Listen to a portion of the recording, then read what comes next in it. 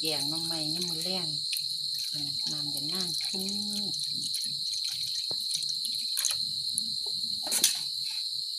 นี่ก็พริกแก้วผงชูรสลงเก็บเนื้อใส่ปลา2 ตอนนี่กินใจจักสิเฮ็ดจังได้แกงน้ำไหม้กินกับปลา2 ตอนนี่บ่มาเด้อผู้ใดอยากบ่ผู้ใดไม่อยากมากินเด้อแกงน้ำไหม้มีหัวกระตุ่ม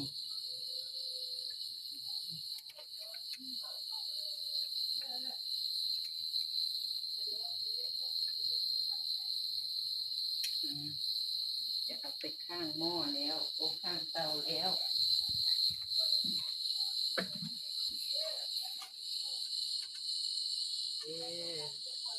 คุณควรตัว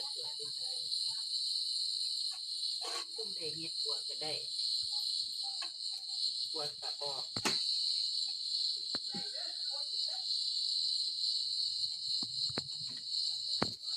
มาเด้อค่ะ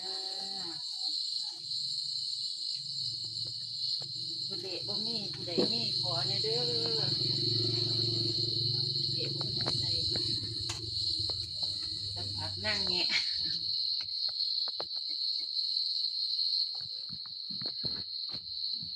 หม่อนดูเลยเคียงใส่ปั่น